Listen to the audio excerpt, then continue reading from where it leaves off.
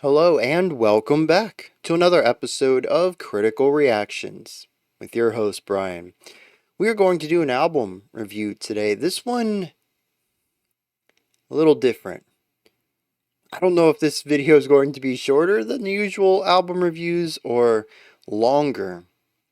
This album though is just one track. Now granted that track sits at 60 minutes and 6 seconds, just over 1 hour. I asked the requester if I should take any breaks to discuss the music, and they said no. It's best understood, best listened to, best comprehended in a single shot. So I will be making my vocal notes through this as I usually do, but I'm also going to be taking notes, much like I did on, what was it? I think I did this on Frost, and, and Nectar, too. Yep. So, I have a little note-taking application up here. That way I can kind of keep things in mind. Usually my desk is a whiteboard. I just write on the edges, but I will run out of space too much for a whole hour of music. So, as you can see, I mean, this is a song right here. It, interestingly, isn't the longest song that we've listened to all at once. We did do Mirror Reaper Bellwitch, and that was 80 minutes, but that was doom metal too, so it was like 80 minutes of music and like 20 minutes worth of new ideas I needed to keep track of. A lot of it was just really slowly paced, which was excellent. I had a glowing review on that, but I don't know what we're getting in for here. Maybe this is progressive metal and there's going to be a ton of stuff to remember, so I'm prepared with notes. I also have the lyrics pulled up. I might be glancing over at those every once in a while if I find I have time in my critical listening of the music, but otherwise we'll still do a dedicated lyrical dive towards the end of the video. Alright, that's enough of a preamble. 2.5 minutes is a ridiculously long intro. Let's dive straight into this Green Carnation's Light of Day, Day of Darkness.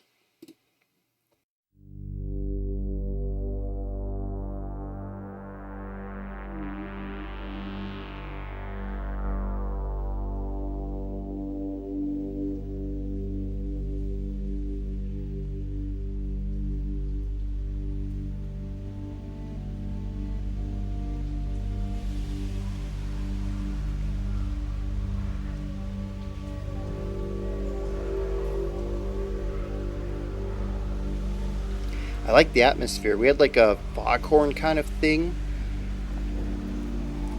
The white noise reminds me of waves. Yeah.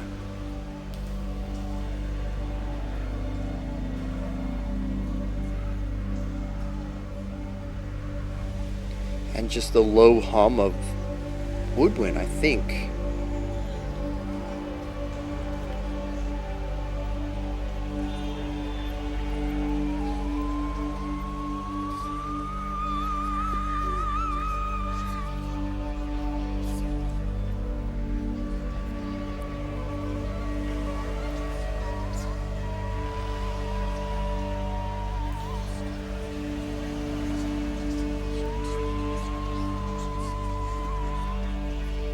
Whispering off on the side.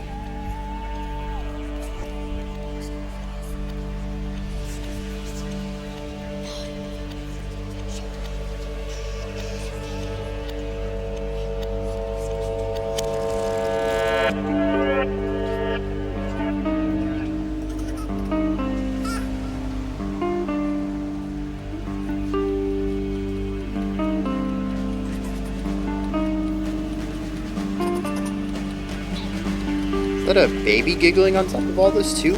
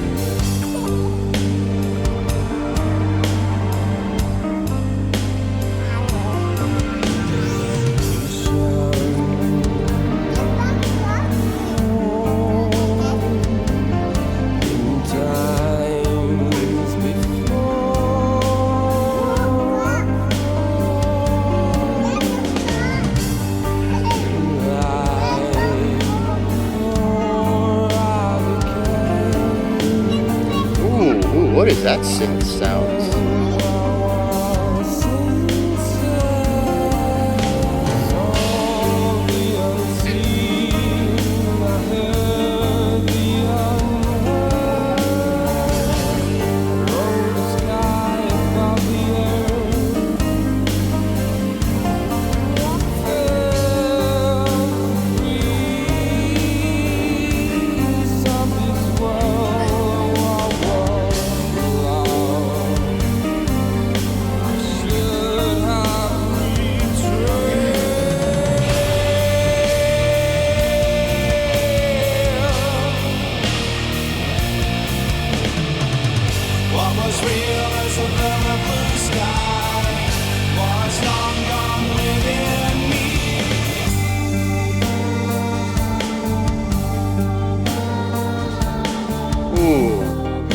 The whole fluidity of this song so far has been fantastic. It's been kind of tough to differentiate between verses, choruses, intros, because they all feed into one another.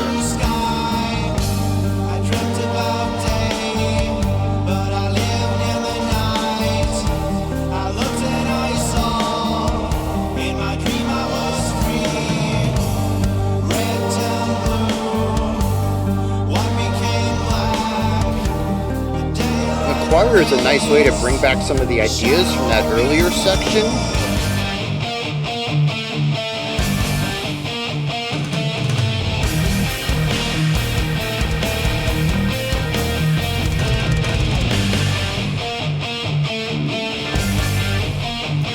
Random organ.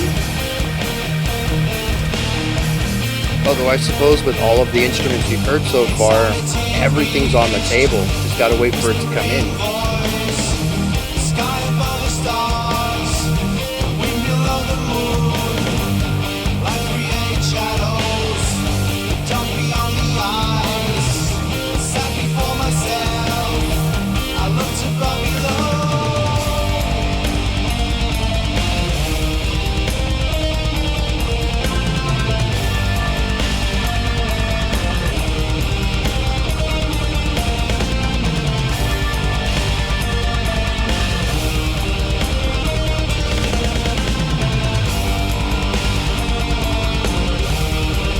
I like the drumming here too.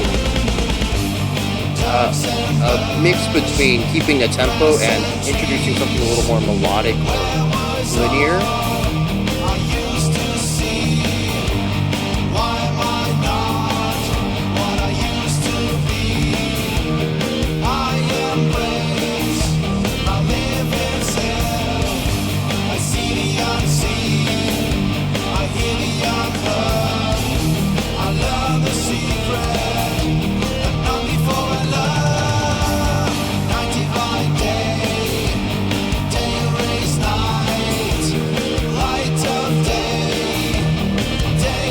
We're in 6/4 then? These are 6-beat bars, or 6-beat phrases.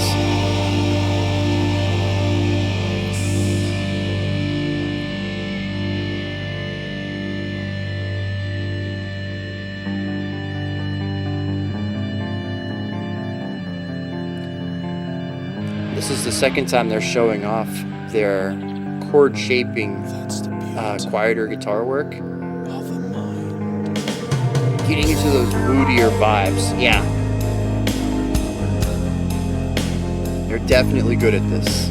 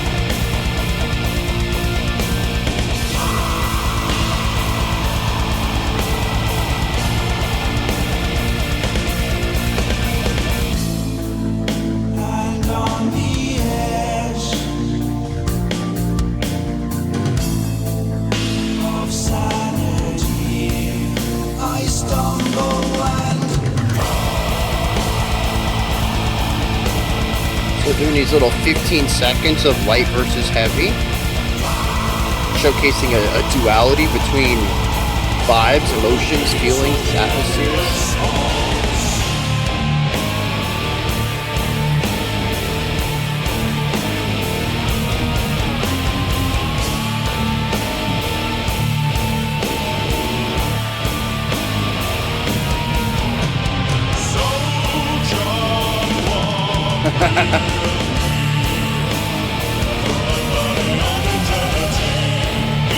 Oh, dude.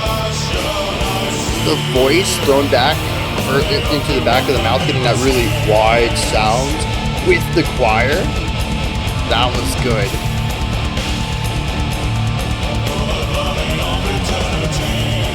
Yeah, I like that. That's a cool layering.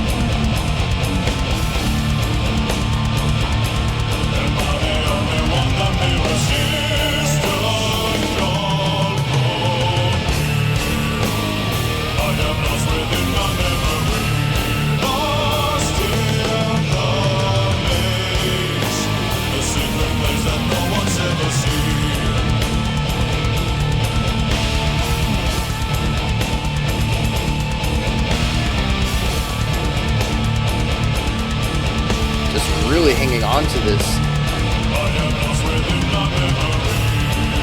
It's interesting to hear the difference between them hanging on to a moody atmosphere and a driving atmosphere, and how one feels like it should be over earlier than the other, just given by the intensity and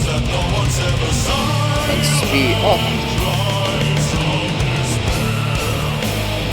Having the next line overlap the previous line and getting that harmony on the last word.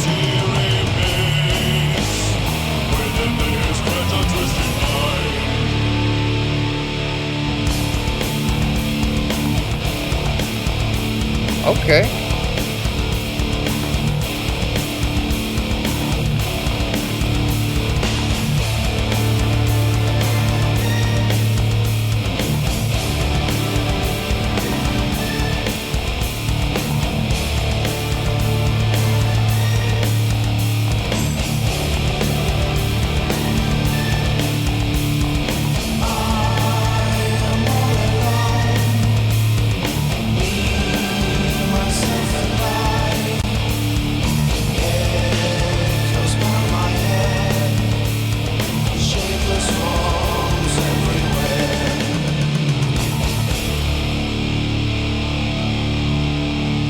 Wait to get into the lyrics on this. Catching a few lines here and there. The lines are kind of cheesy, but I bet it makes more sense when you have read the whole thing. I'm catching individual lines interspersed throughout and like, oh, that's okay. Yeah.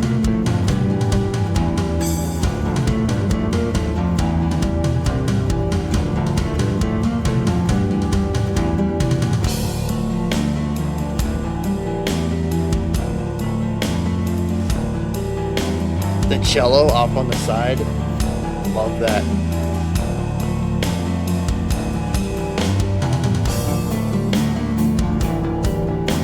See, and this reminds me of some of the moodiness from earlier in the song, like 2 minutes in, right after the intro.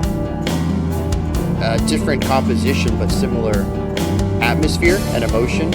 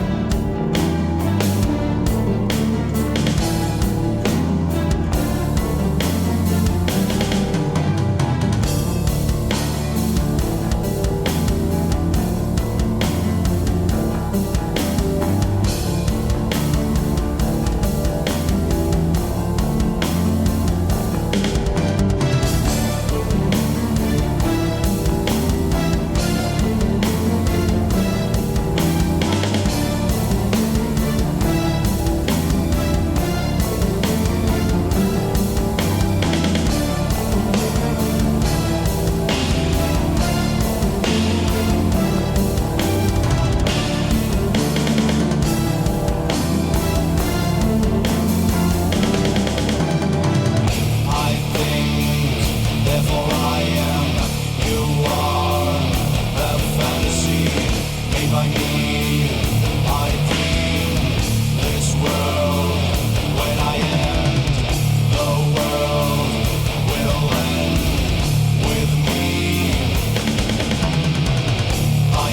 everything, you are me. Sleep, my child, to never be. It's really interesting to hear this section as methodical as it is, coming off of something so groovy. A lot of syncopation in that last section. This one's rigid.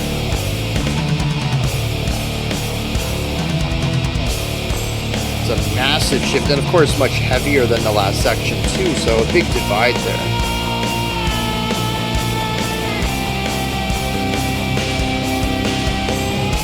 I like the bass run in that transition.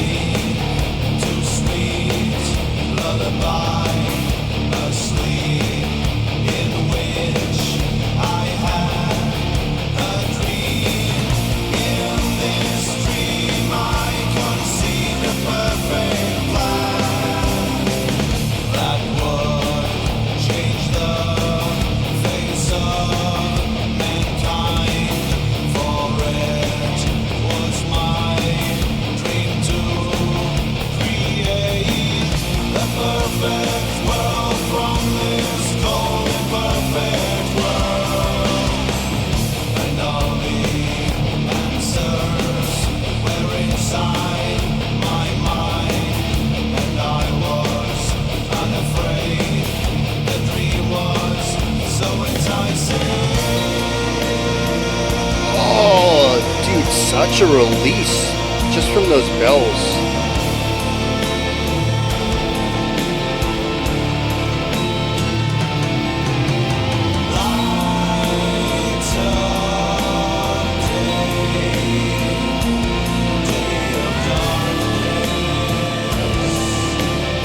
It's a really nice looseness here too. Rhythmically, it's still rigid, but it feels lighter, more ethereal than the last section. It was very rooted, very grounded.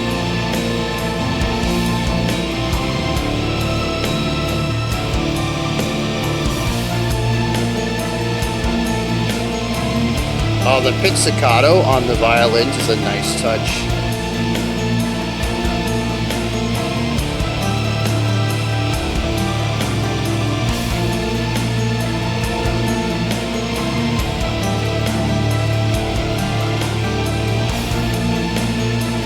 I'd almost say that this has a nice ambient feel to it. There's a drive underneath. Yeah.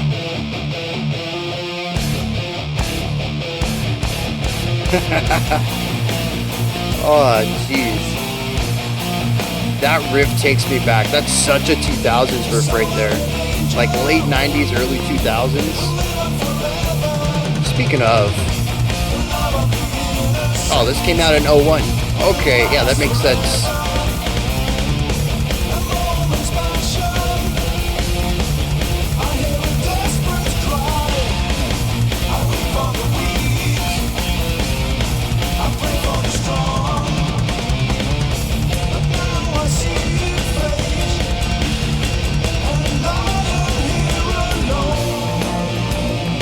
Ooh, that's a weird shift.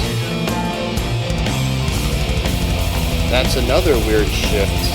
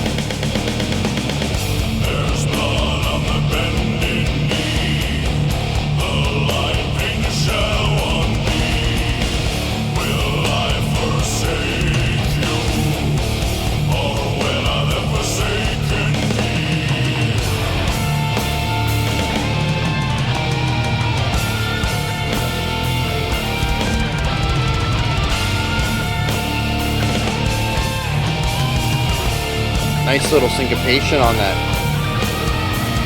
The drum fill. Back to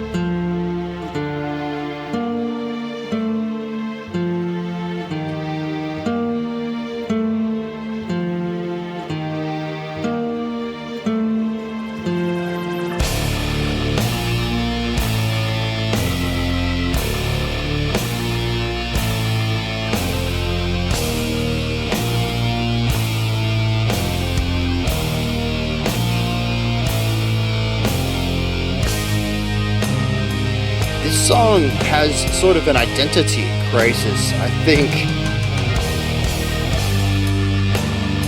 We're constantly jumping between two opposing ideas, and the opposing ideas exist on multiple axes. It's going to be great to talk about duality in this song later, but it's just never locked into one idea for long.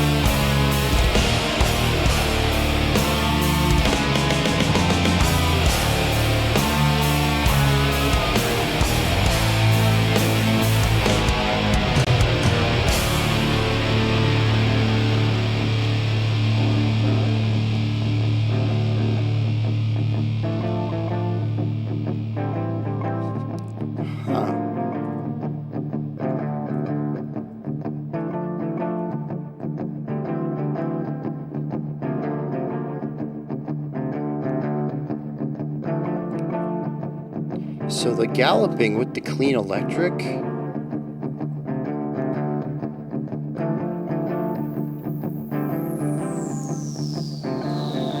Finally starting to see more of the, just the transition then.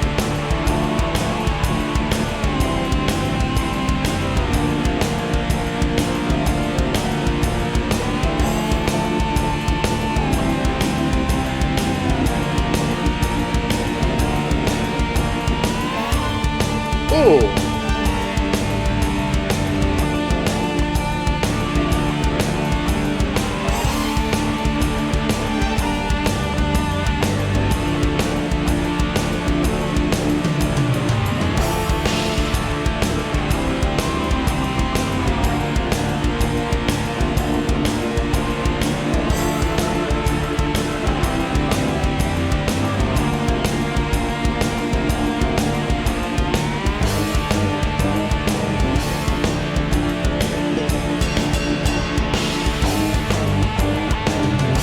Okay, yeah, bringing the cello back in for a very interesting idea.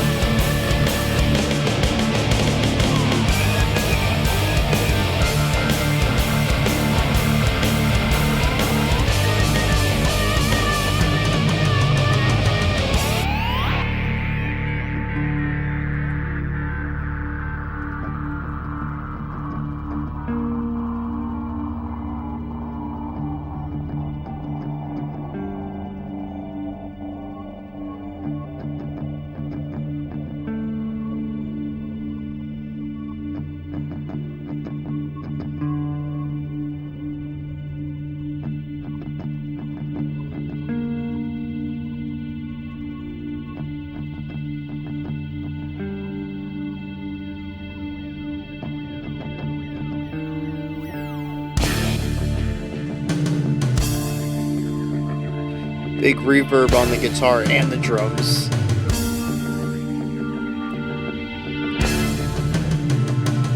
Also, the synth kind of passing from one side to the other. There's a lot of feeling of movements and motion here, while also the idea of standing still. A really cool sense of duality, which is something I feel like I've brought up a lot already.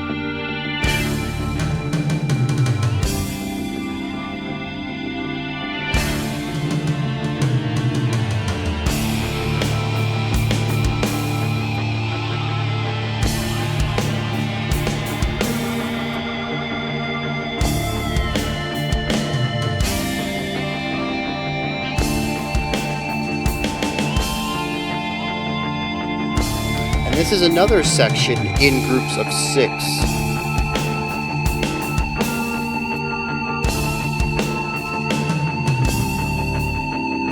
Now we're in 5. Now we're in 4.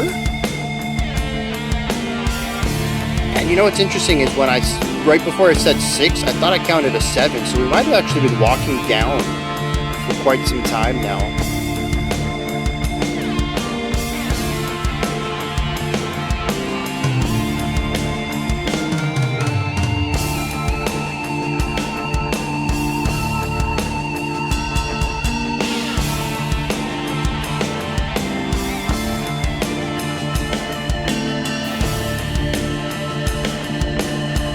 I do like the vastness of this section.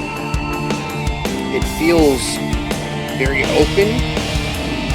The synth has a very spacey vibe to it too. It's just this vastness.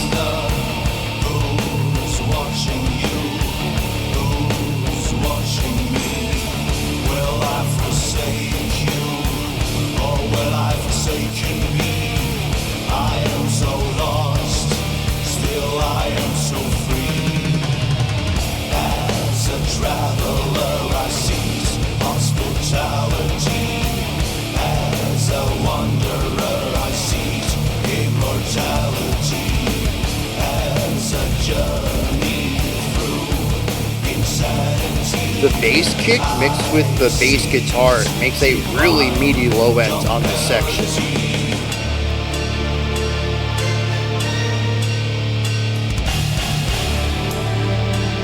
Alright, I think that's one of our first harsh transitions. For almost 30 minutes of music so far, a lot of it has flowed together rather nicely.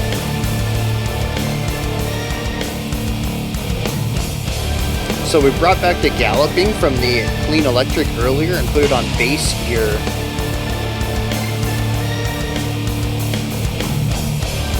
And that strings melody feels familiar too.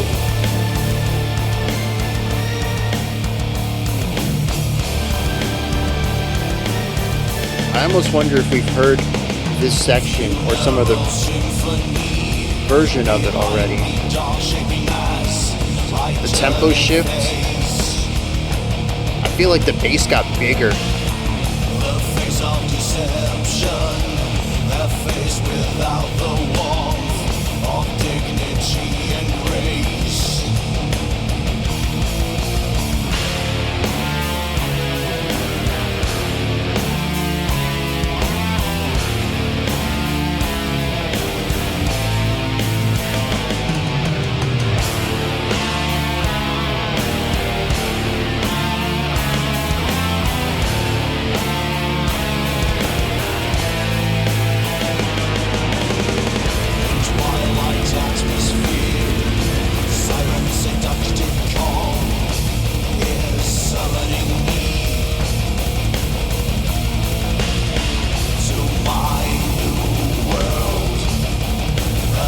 What is that cymbal work?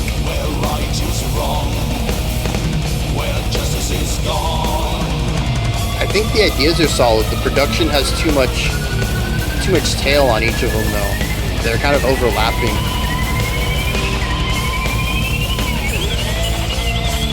UFO synthy stuff?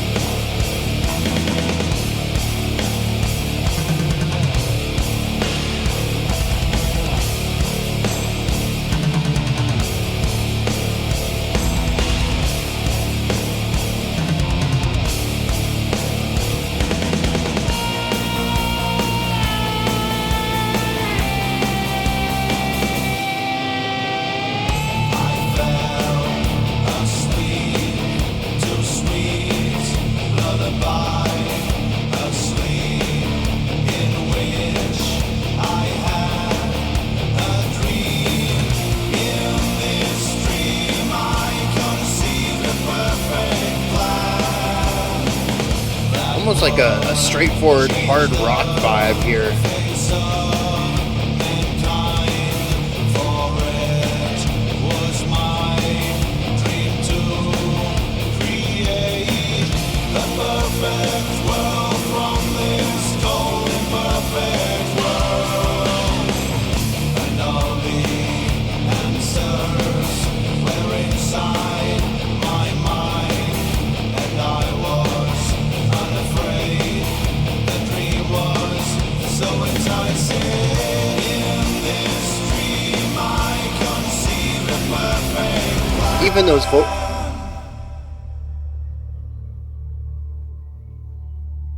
Even those vocal harmonies are nice. That kind of scared me. Startled might be the right word, more than scared, but quite unexpected. Yeah.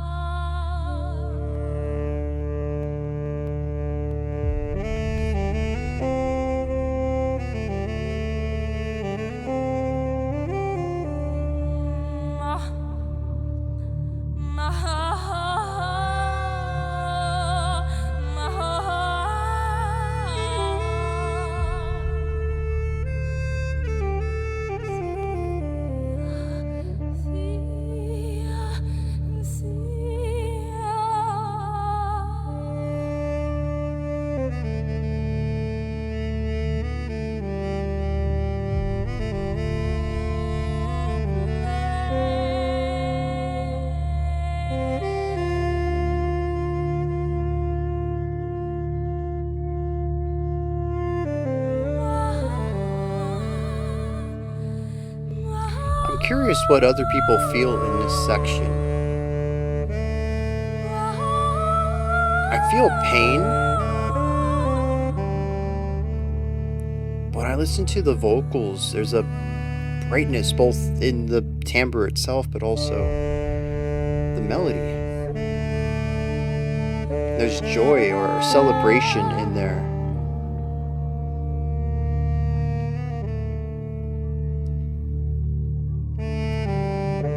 But the drone, this instrument, its melody, that all feels like it brings things down, the emptiness and spaciousness of it.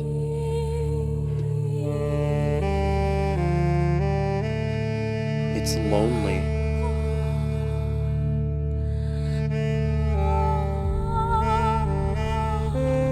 A lot of this song has been pairing duality, doing one thing and then the opposite, but it was smashing together a feeling of emotion here.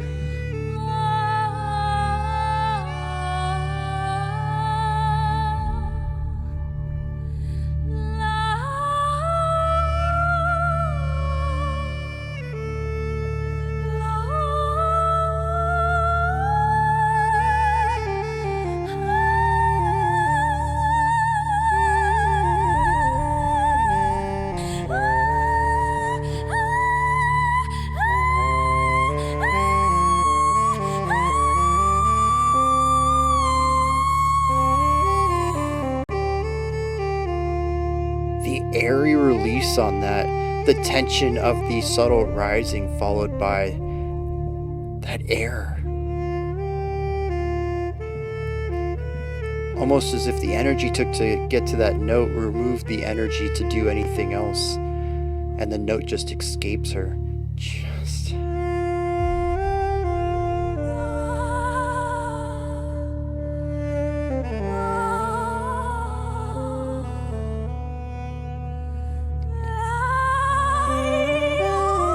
wild vibrato too, like a bird call.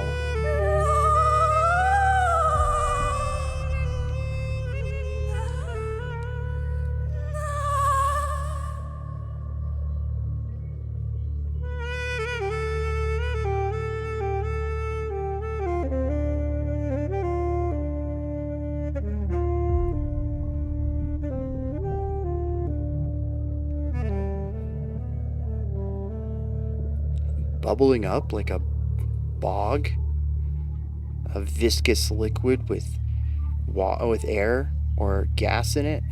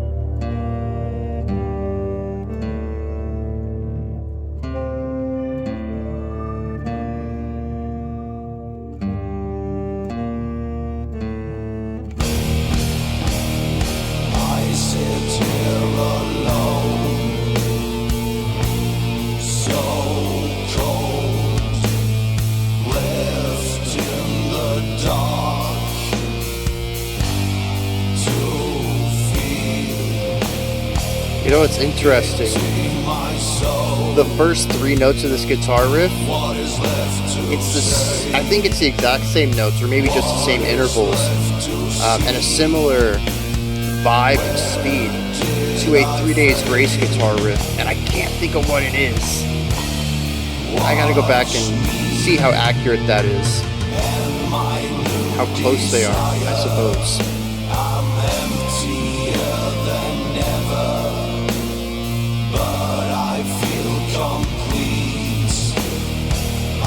Conceal myself until night falls. I am who I am. I just want to be. Kind of in the goth metal realm.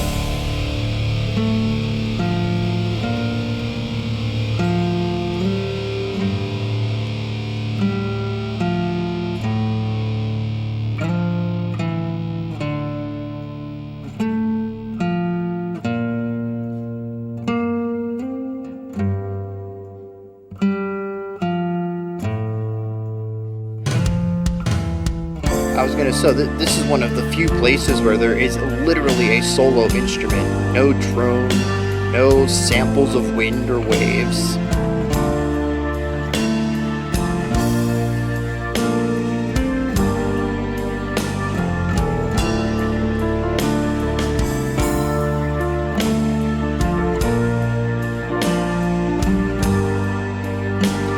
This almost feels like healing to me in a sense. It still comes from a dark foundation, but there's positivity in here.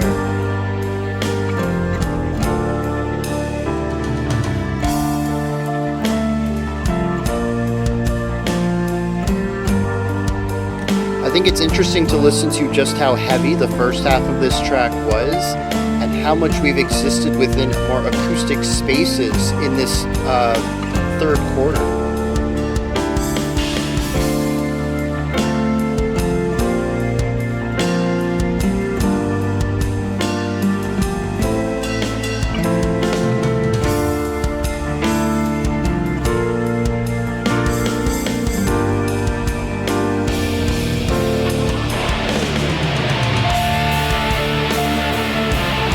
Nice adaptation.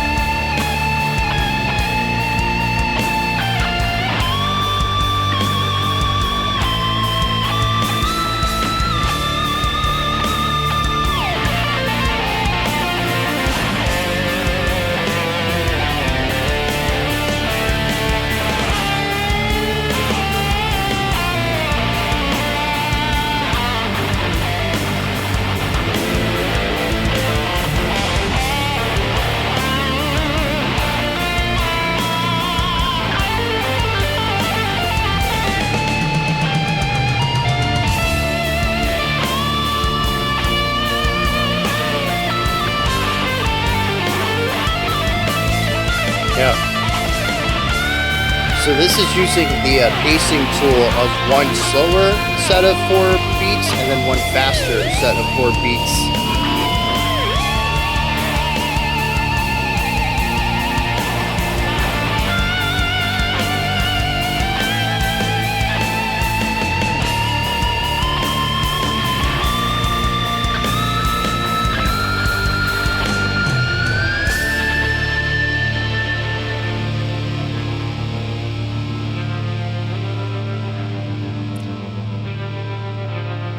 I like how this motif keeps coming back.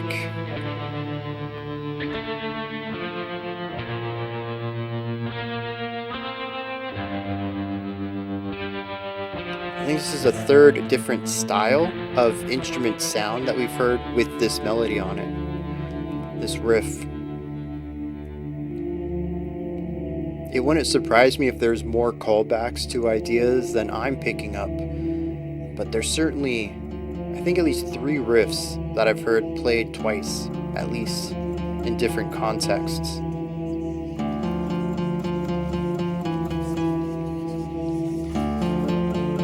We have the whispers coming back.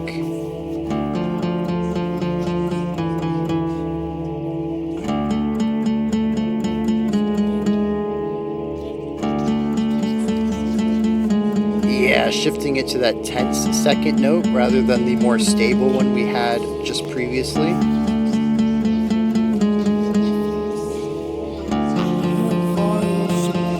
Yeah, that's a much stable relationship between those 2 notes.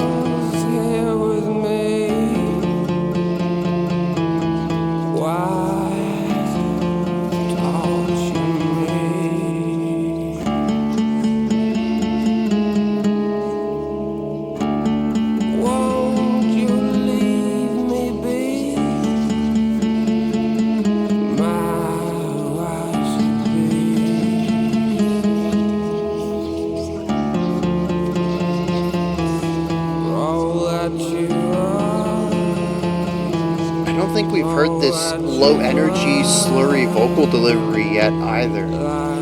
There's been a lot of vocal styles on this.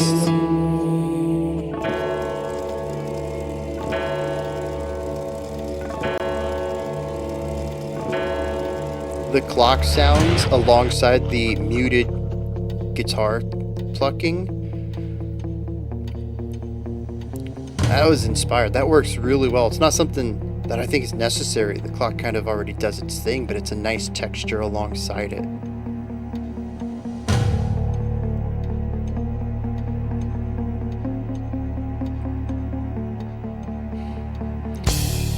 So a little bit of tension here.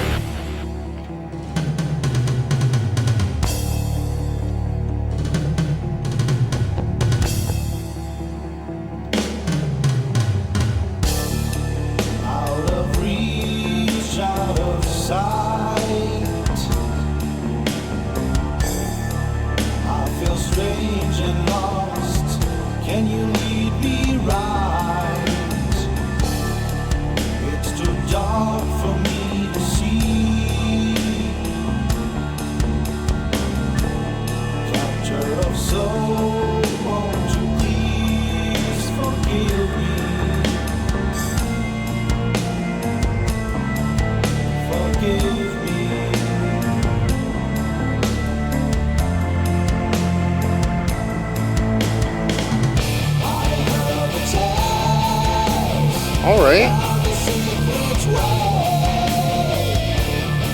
Nice bit of a throwback sound. That heavy metal, higher pitched vocal.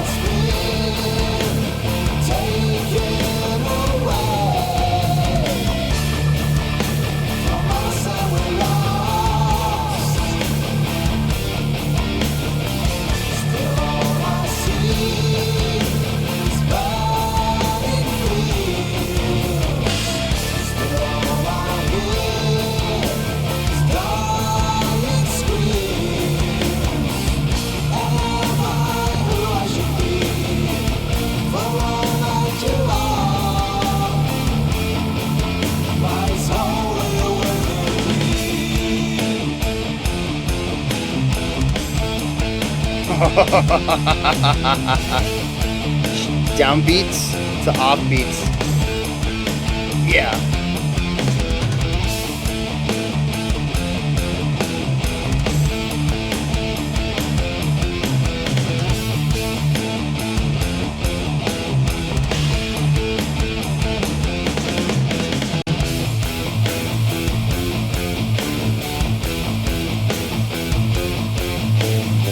So sticking with just the downbeats here, variation on an idea. They've been doing that a lot on this album.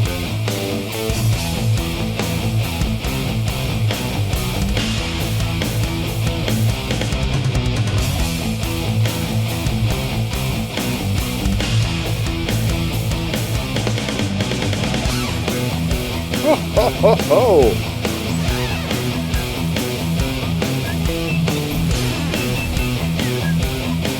Whistling?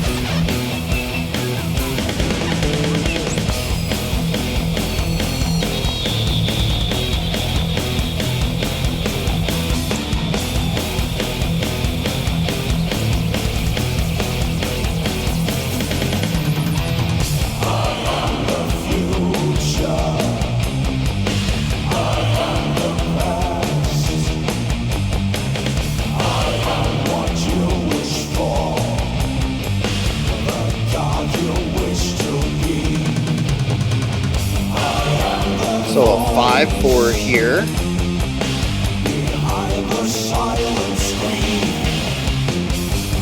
Although I feel like it's easier to group into 4 and 6, but I hate shifting time signatures. It's just 5 all the way through.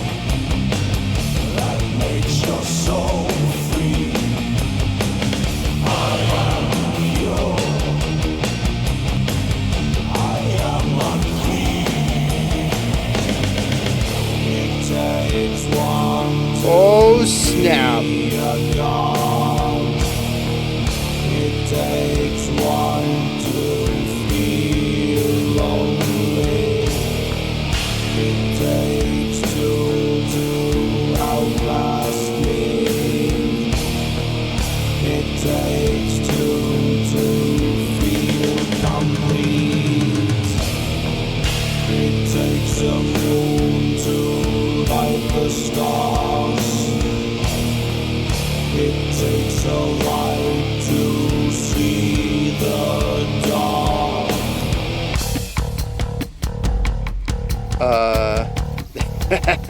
They're full of surprises.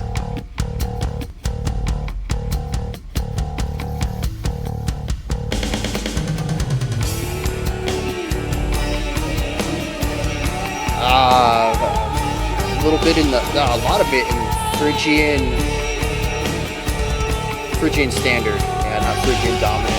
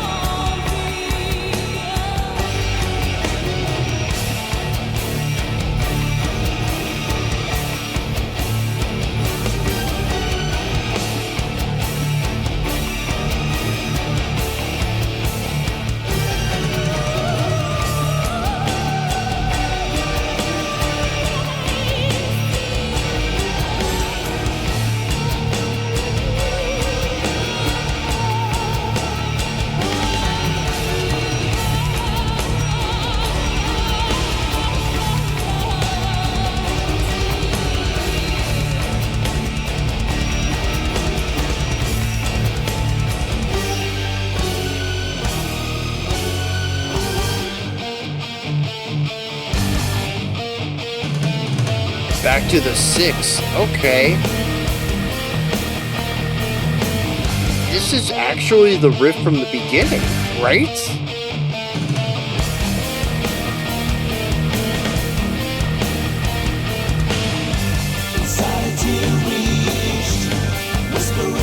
Maybe. I don't remember those vocals on top, so it could just be recontextualization though.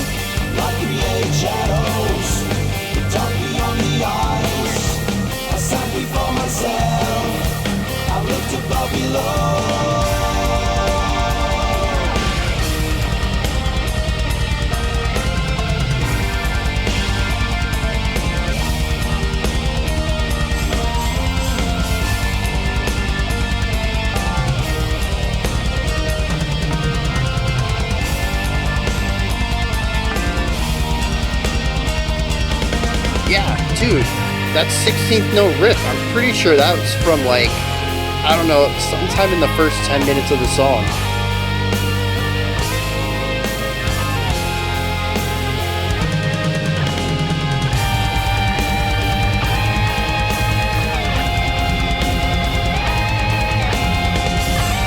Now there's still a bit of time left, but this feels a lot lighter than the rest of the song. It still has weight to it, but it feels like it's finding a manageable midpoint between many of the opposing emotions of this album.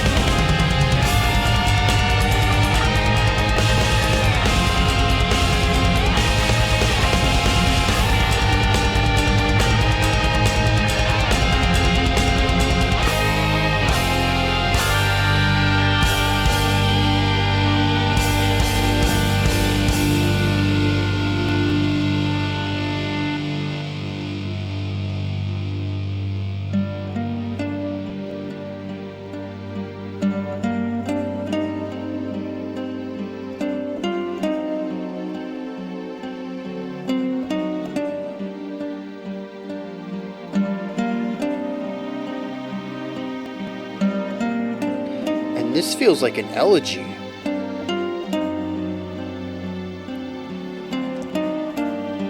Fully informed by sorrow and grief.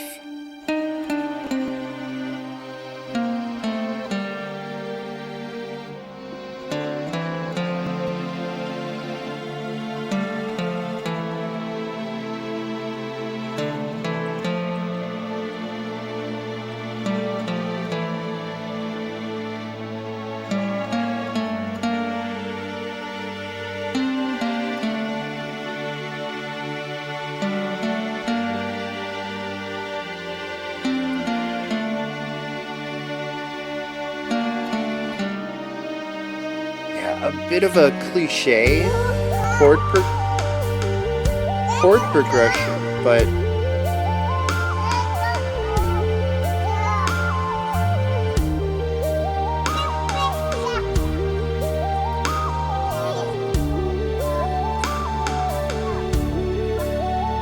it's effective though. I like those dotted quarter note cross sticks on the snare against the arpeggiating synth. Yeah, this is a nice section.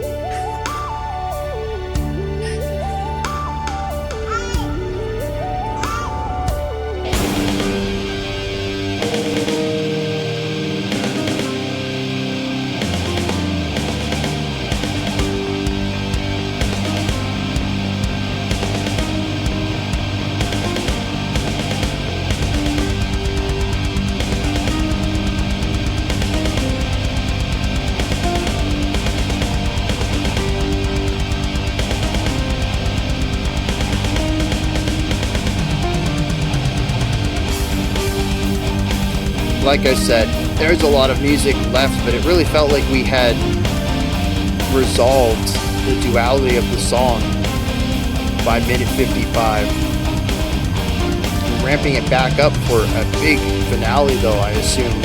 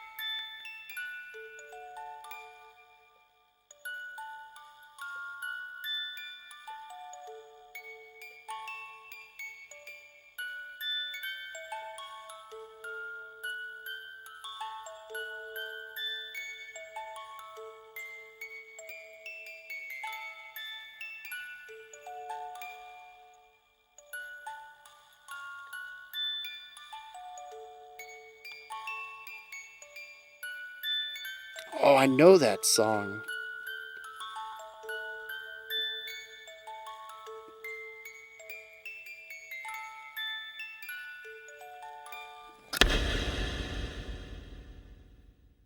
Wait, what was that? I wish I knew what was going on. Lyrically, storyline wise, I feel like a lot of this is based around crafting atmospheres for a specific idea, very soundtracky, where the focus is on the narrative story and the music does a great job of embellishing or furthering whatever emotion is supposed to be on display there. The few times I picked up lines, I think that was sort of accurate, but there's also a lot of musical storytelling in here too, and I found those sections to be my favorite. We'll dig into why, but if you're a long time listener, you probably already know why. There is one chorus. We hit it at the beginning of the song and then at the end of the song. We never go back to 1 hour of music. There's a chorus in here within the first 5 minutes and the last 5 minutes. I think that's a record for the least number of times you go to a chorus in a song of this length. There are 17 verses, several refrains, several instrumental breaks, only a couple solos actually. A lot of the times that the vocals aren't present, we have fully fleshed out writing rather than a supporting composition with a lead melody on top of it.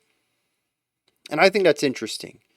According to this, there's only a guitar solo between verse 12 and 13. I don't know where that was.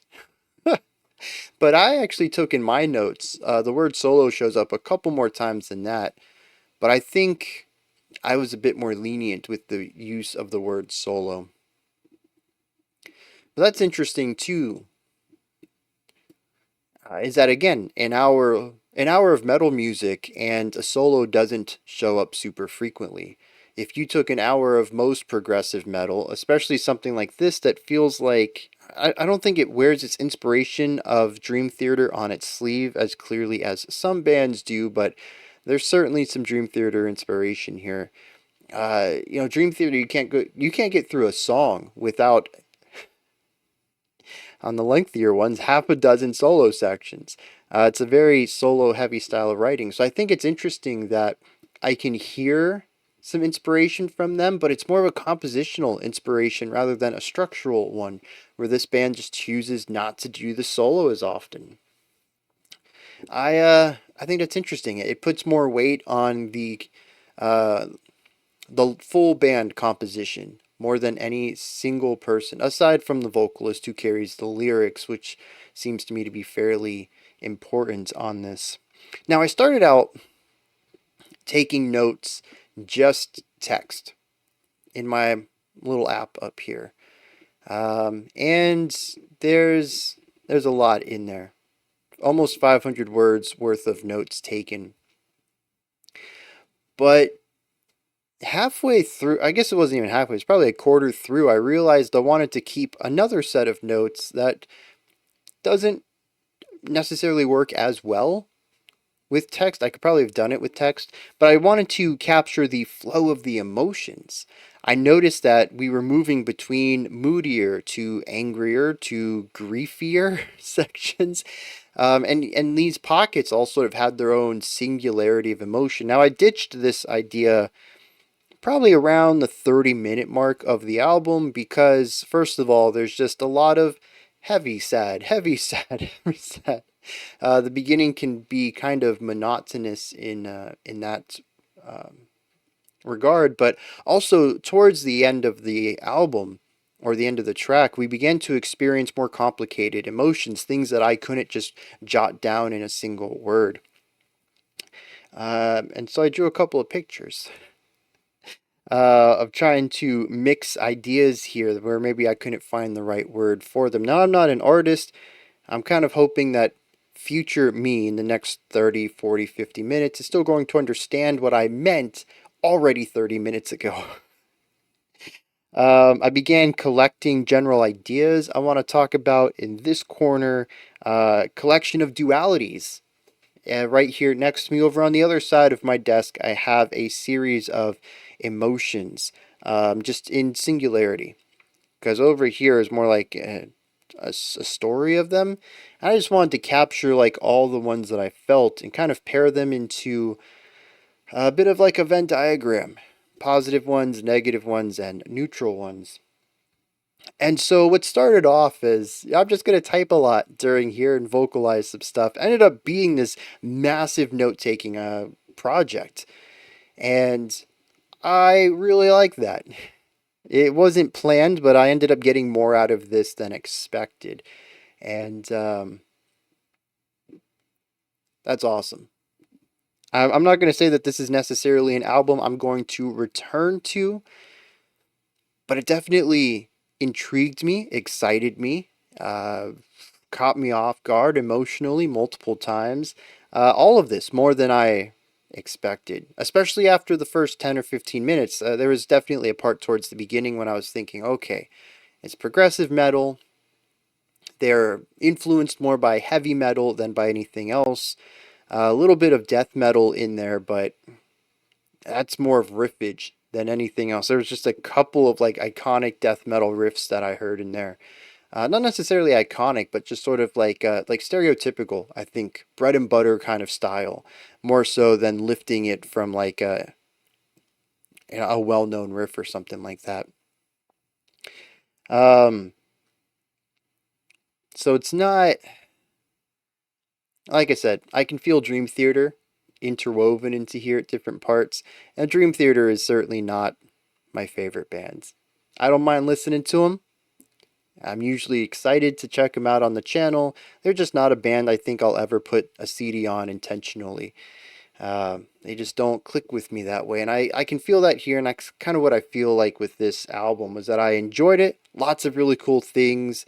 Um, I was actually surprised by how much I ended up enjoying the album as it went on. It surprised me a lot of ways, but not something I think I would casually listen to. So, where do we start with 700 words of notes? And of course, everything that's locked in my mind that I need to express as well.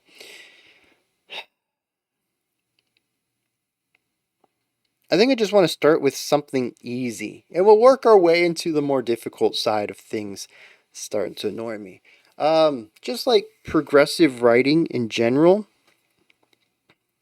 there are a lot of cool ideas in here that I think work rather well. Um, First of all, just the way that everything is connected, I think elevates this song above. I was going to say it's contemporaries, but who else makes hour-long songs? I don't know. There are certainly other progressive metal bands that write longer tracks with lots of sections to them and stuff like that. But, very rarely is it going to reach this length where they can achieve some of the things that Green Carnation achieved here.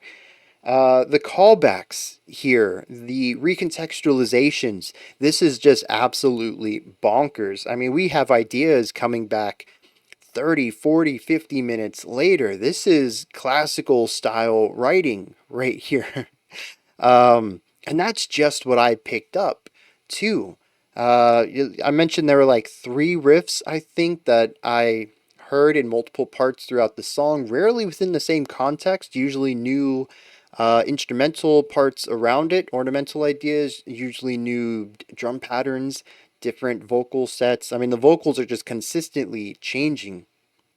Like I mentioned, we have our verse one, our chorus one, and then after that, it's just a series of verses and refrains until we hit the chorus again right at the end of the track. So the vocals are always different. If you bring back any riff, motif, ostinato from earlier in the track, it's going to be against a brand new vocal bit, even if everything else is the same. There's recontextualization there, whether you want to view the riff to be recontextualized or putting a new melody on a section that we already heard, recontextualizing the entire section if we brought in the bass and the drum parts from earlier too, um, and just put a new melody on top of it. And even that, having this atmosphere with the new emotional side of the lyrics can be an emotional recontextualization as well, and bring further meaning to this set of music written for the instruments, this atmosphere. That is definitely going to be beyond the scope of this reaction, but it's possible. That's definitely something I think that you would need a few listens on this minimum, and have a pretty strong understanding of, if not necessarily the exact lyrics of each verse, but definitely the gist of each verse.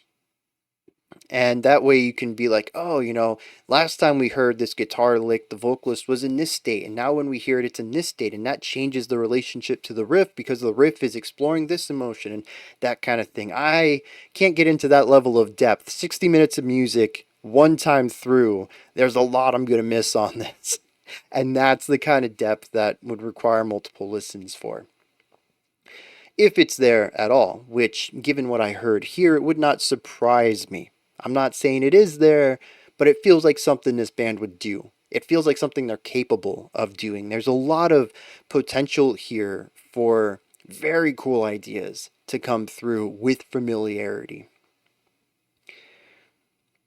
But beyond that, we also have a general smoothness of movement between ideas as well. Now, granted, as we got further into the song, I felt there was an increase of harsh transitions.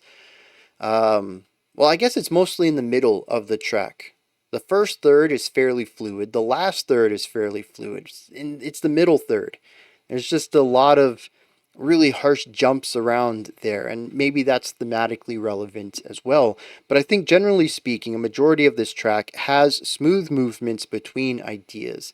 And I find that to work very well with this idea of callbacks, of recontextualization, of bringing ideas back, because you can feel the part of the song that we are hearing this callback in, it immediately connects you back to that first section. But the other thing is, you can also trace the line backwards. We're here now, and you can see how we got here as we evolved from this point. And that makes the callback more powerful, I think, because it's not like we just randomly decided to pull this riff back out for no reason. We have journeyed to this new point.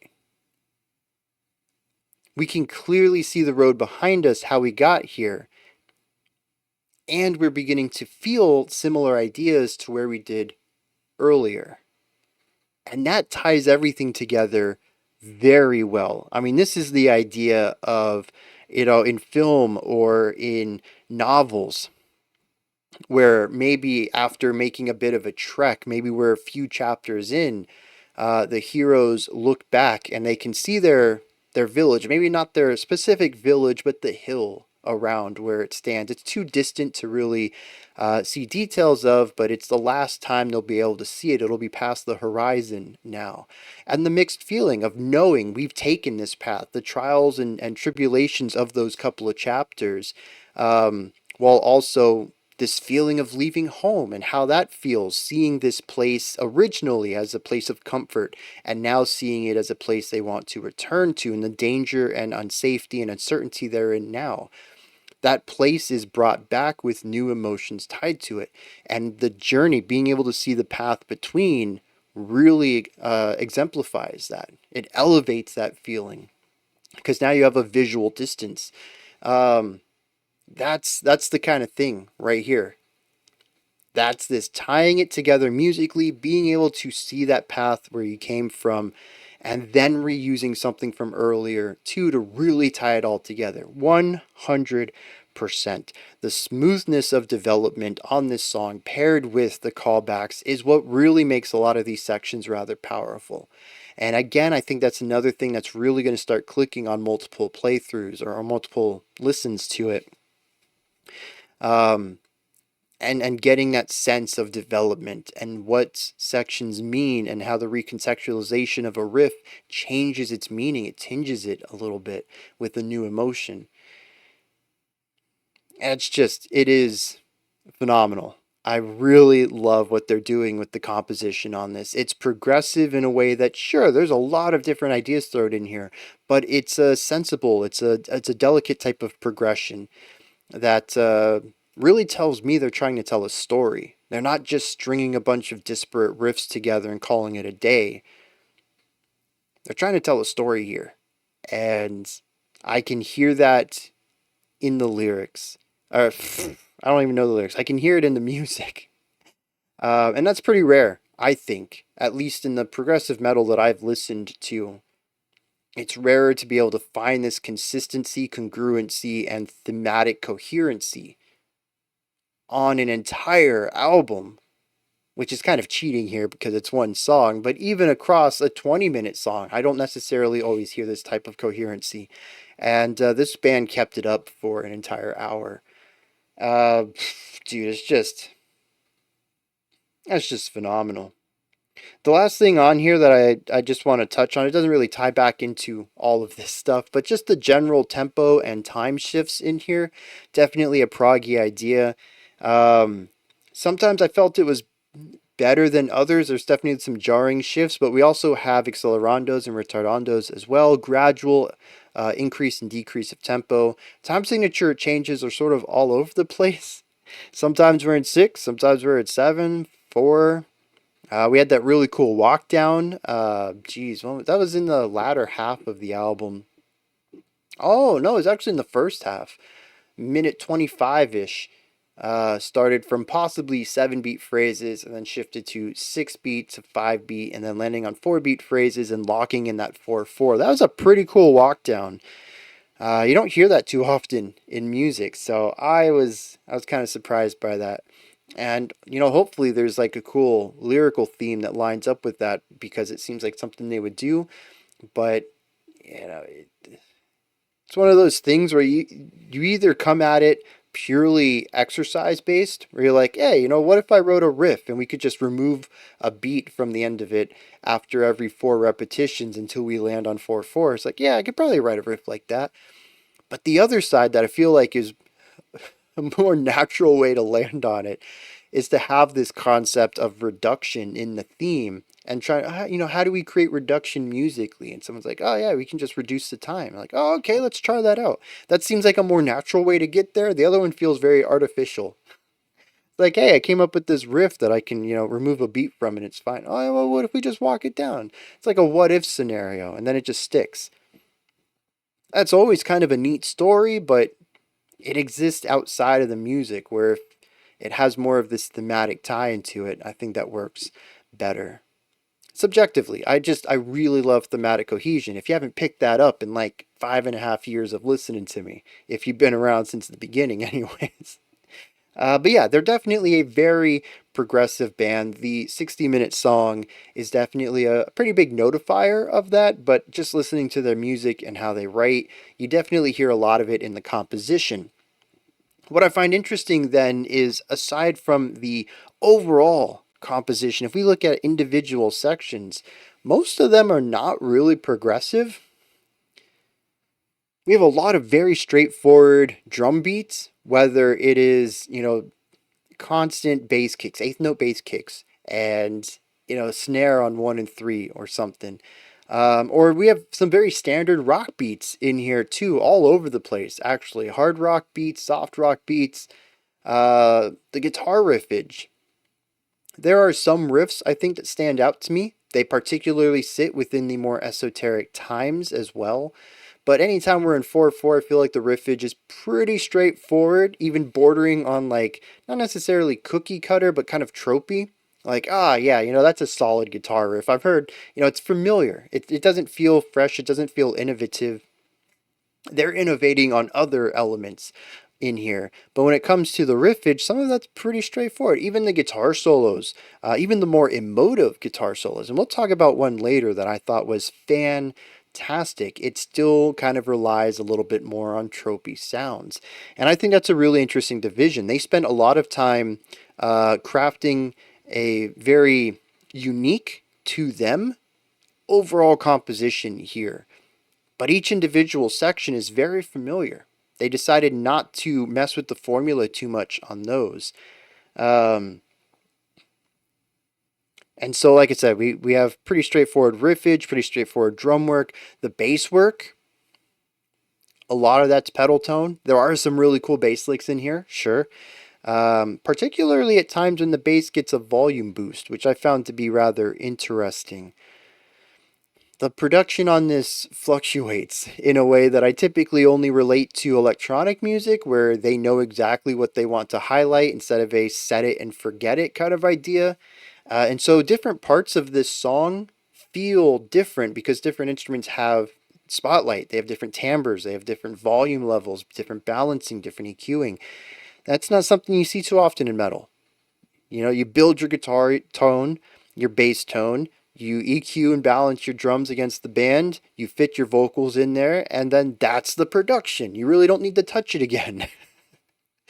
Every song's going to feel very similar production wise, but that's not true here.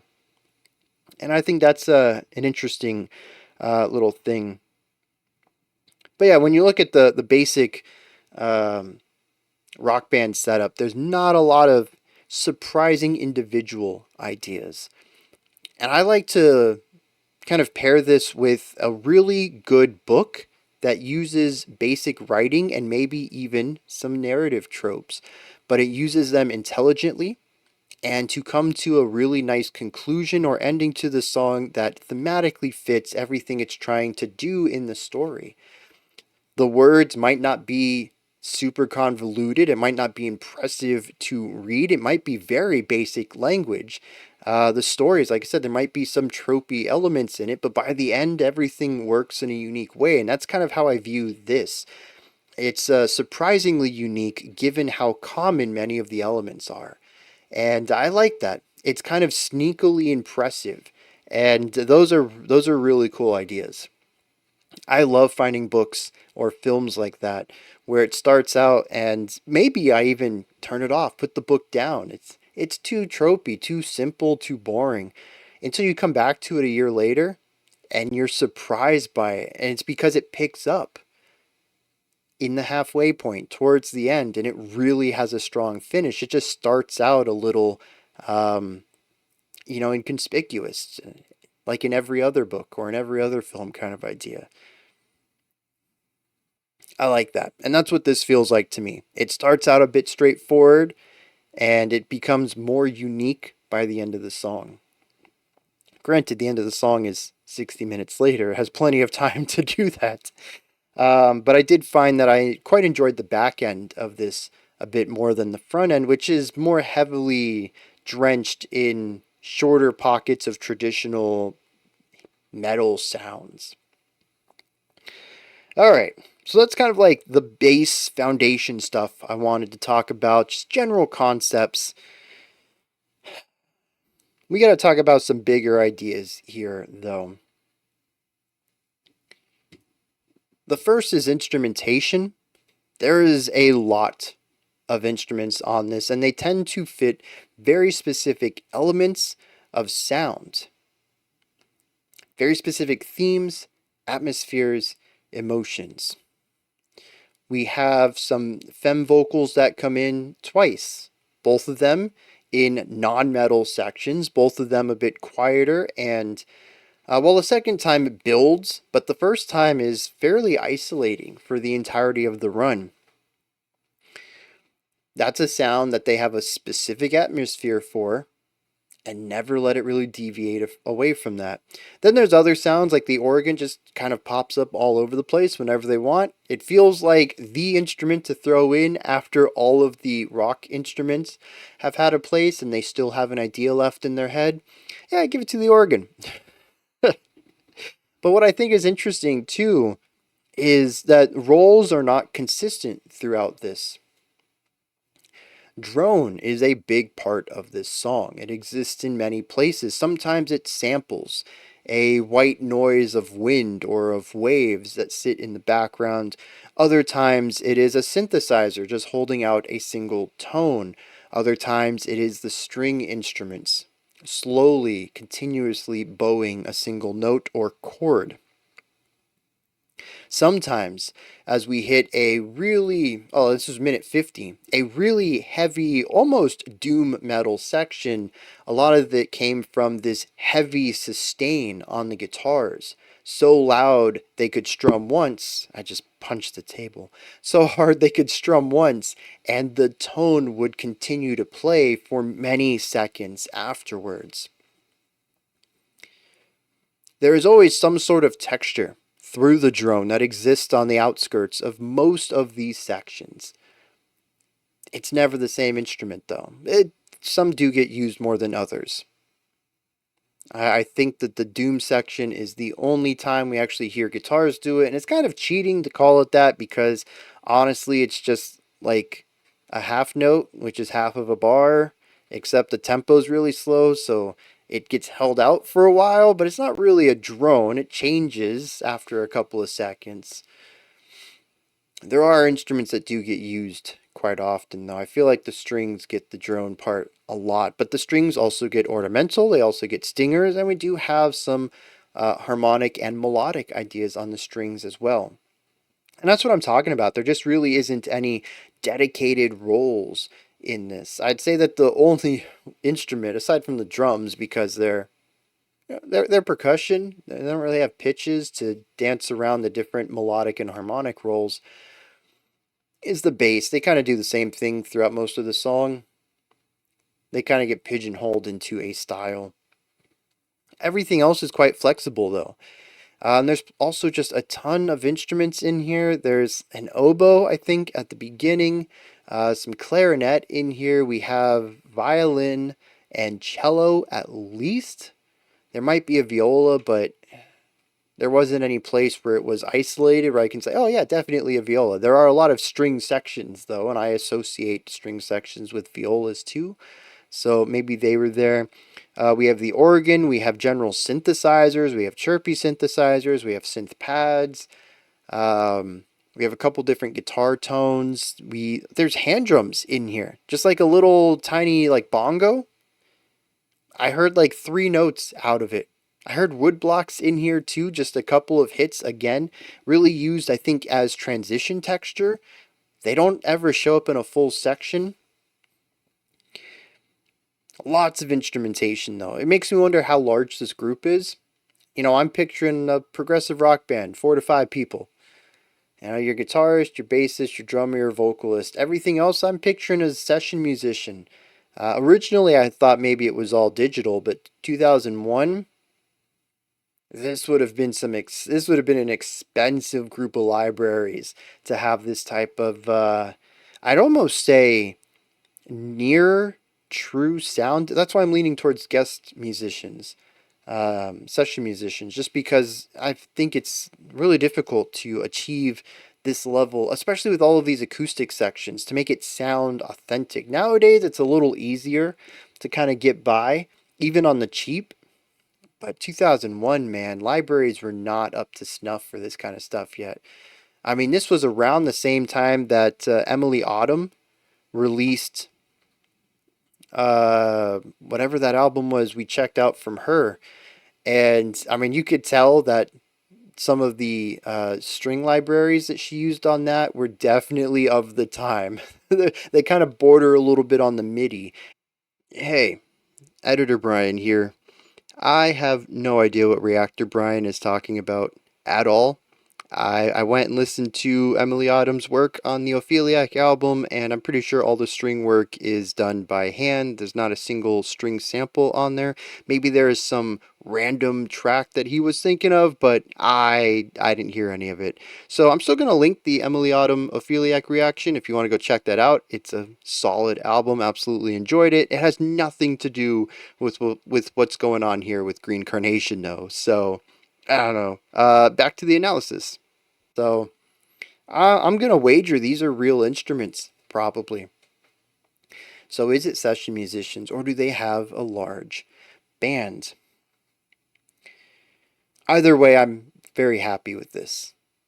I think they do a great job at using all of these instruments in interesting ways. None of them really get locked out into specific vibes either. It's not like we only bring the strings in the quiet sections. We get to hear them with the metal too. And I think that works out really well. It ensures that these instruments can be presented for a wide range of sections, which only opens up the emotional writing that you can do on this album, which I think is really important because this is an emotional album. Now, this album kicks off with sort of a condensed element of emotion. Like I mentioned, for a while, I just kind of put moody, heavy, heavier. Once we reached something that was a little less heavy metal, a little more death metal. Most of it, though, is a moody atmosphere and then a heavy metal section. This was probably the first, I don't know, 8 to 12 sections, which honestly comes by pretty quickly. This song jumps between ideas every minute and a half or two. Again, it's not towards the end of the, or it's not until towards the end of the song where we actually begin to sit in ideas for a while. In fact, the first time that we cut to, is it the first time? Oh no. Yeah, it was the first time that we cut to the fem vocals with the wind behind them and the chirping synth and that section. It was a 6 minute section. That was ridiculously long for the time. We most of the sections up to that point had been 2-3 minutes long.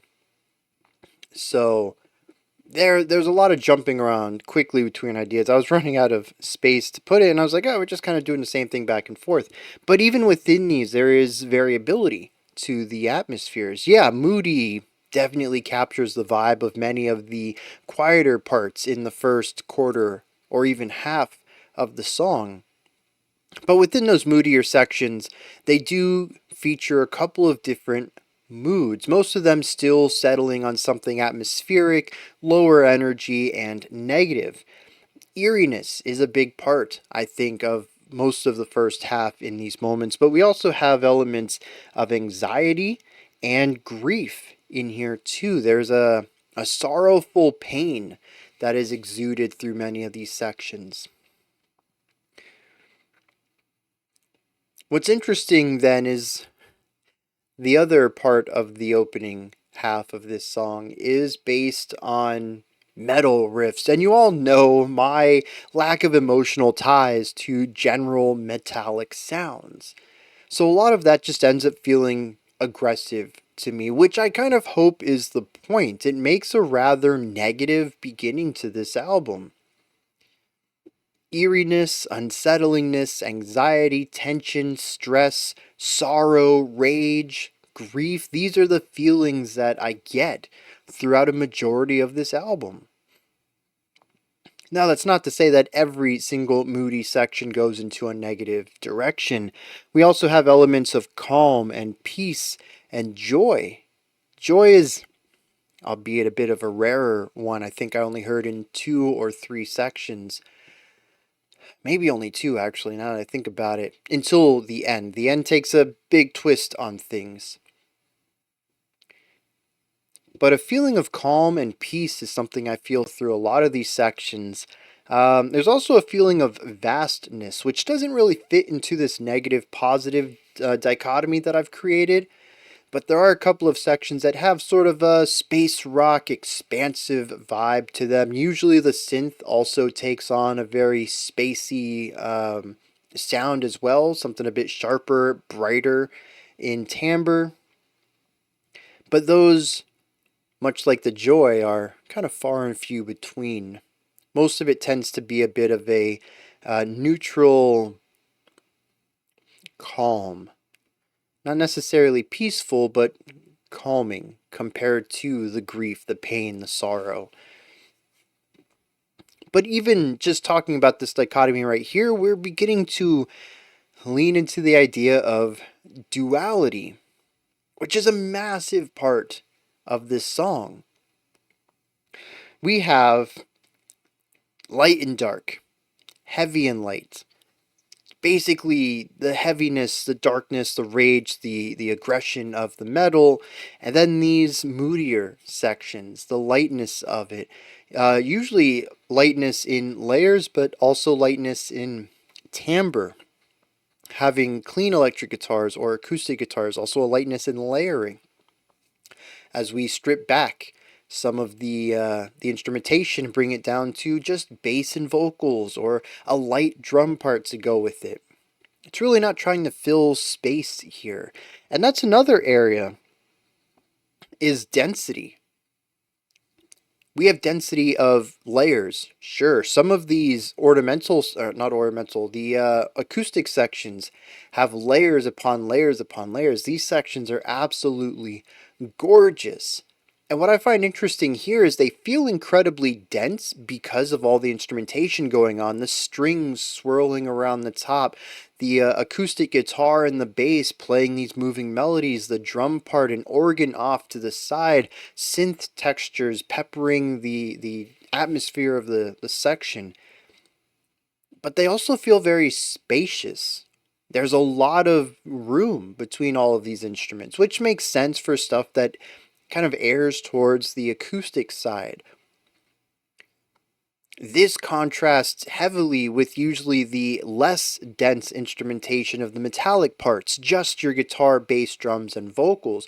But those sections feel bigger, less spacious, instruments butting up against each other because their the voices of these instruments, the timbres of them, the volume of them is so big. It creates a wall of sound with less. And that's an interesting inversion there. We do have the duality of spaciousness versus cluttered and layered versus more minimal writing, but they tend to be in inversion. The more spacious sections actually have more layers to them, interestingly. And when we have less layers, there tends to be less space. It's all about the production of these instruments. And I found that to be a rather interesting parallel there, or an inverse parallel. You don't usually hear that too often. Songs that tend to have sections with less and more layers, I tend to think of slow burns in the realm of rock and metal. And usually the more layers you have, the more dense the song becomes. It's interesting to see an inverse relationship between those two here. Something I talked about earlier with the emotion, though, is that many times when we cut down to the acoustic side of things, things tend to feel a little calmer. Maybe not necessarily emotionally, maybe there is still sorrow or some sort of pain in these moments harmonically. But musically, the tempo tends to drop, the antagonistic sounds tend to be removed, the distortion of the electric guitars is gone for the nice hum of the vibration of an acoustic guitar string, or the warm sound of a woodwind, or the vibration of a violin string, and the nice, warming, almost inviting sound of those instruments. We also have more ornamentation in these sections, little fluttering ideas, a couple of notes peppered over there, a couple thrown over there. Feels more soothing, even if harmonically the emotion might still be intense. This is contrasted with the more tense sections, the high tempo, 16th note playing, the aggressive guitar tones, the beating of the drums, very metallic, just smash the drum kit as hard as you can technique. We even have some growls in some of these sections too. When we talk about vocals, we have really light vocals kind of come through with still supported, but just not as projected, to the belted full body sounds, chest delivery, sometimes even mixed with layers. We had some belted falsetto stuff in there too, really bringing in that heavy metal vibe at times. It's very projected, very in your face, very intense compared to the calming sounds of other sections. Now, interestingly, not all of this lines up. It's not always the acoustic versus the metal. We can find varying levels of tension in the metallic sections too. We can find varying levels of density in the metallic sections and in the acoustic sections. Some of these acoustic sections are just one instrument and vocals. And so they don't have that same level of density that the widely orchestrated sections have. But one of the other ones that I think does kind of lean into this stark division between the two types of composition is rhythmic style. There are sections in here, primarily in the metal sections, that are very rigid. A series of quarter notes, a series of eighth notes. Pick a note length and stick with it repeatedly over a length of time. The opposite of that, of course, is syncopation, a variety of note lengths back to back. This creates groove, which we do have some metallic sections that are very groovy, but sometimes that groove is also created through more rigid definitions of rhythm. But generally speaking, in the more orchestrated sections with the more acoustic instrumentation, we find a higher reliance on syncopation, a variable note length, in order to create stuff that feels dense and emotional and,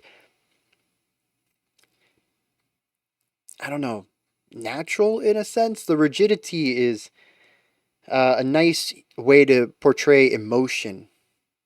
And we do actually hear like the focus of this at times, even with a marching snare beat behind it. Just this forward delivery of rigid sound to pair with this heavy, overbearing timbre of these instrumentation of the instruments.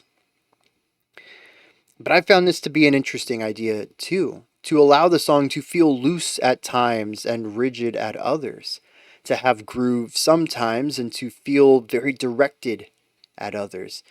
And hearing all of these bits of duality, hearing the song kind of broken up into these um, different axes across multiple parameters, and not a spectrum. I mean, there is a spectrum generally, but for the most part, songs are either this or that.